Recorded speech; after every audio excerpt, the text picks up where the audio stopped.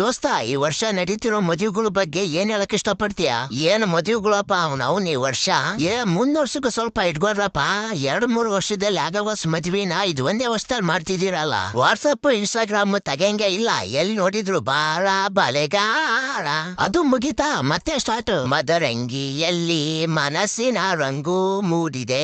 ಇವೆರಡು ಸಾಂಗು ಕೇಳಿ ಕೇಳಿ ತೂತ್ ಬಿದ್ದೋಗ್ಯವ್ ಕಿವಿ. ಇಲ್ಲಿ ನಮ್ ದೋಸ್ತಾಗ 5 ವರ್ಷ ಆತು ಹುಡ್ಗಿ ಹುಡ್ಕಾಕತ್ತಿ ಒಂದು ಕನ್ಯಾನು ಸಿಗಂಗಿಲ್ಲ. ನಿಮಗ ಅದೆಲ್ಲ ಎಲ್ಲಿಂದ ಸಿಗ್ತಾವೋ ಗೊತ್ತಾಗಂಗಿಲ್ಲ. 30-40 ವರ್ಷ ಆದವ್ರನ್ನ ಯಾಕಿನ್ನು ಮದುವೆ ಆಗಿಲ್ಲ ಅಂತ ಕೇಳಿದ್ರ ಕನ್ಯಾ ಸಿಗಂಗಿಲ್ಲಪ್ಪ ಅಂತಾರ. ಇಲ್ಲಿ ನೋಡಿದ್ರ ಊರ್ ತುಂಬ ಮದುವೆ ಆಗ ಕುಂತಾವ. ಇವ್ರೆಲ್ಲ ಎಲ್ಲಿಂದ ಹುಡ್ಕೊಂಬರ್ತಾರೋ ಏನೋ ಒಂದು ತಿಳಿವಲ್ದವ್ನ ಅವನು. ಒಂದ್ ಕಡೆ ಉರಿ ಉರಿ ಬಿಸಿಲು ತಡ್ಕೊಳಕ್ ಆಗ್ತಿಲ್ಲ, ಇನ್ನೊಂದ್ ಕಡೆ ಮದುವೆ ವೆರೈಟಿ ಅಡುಗೆ.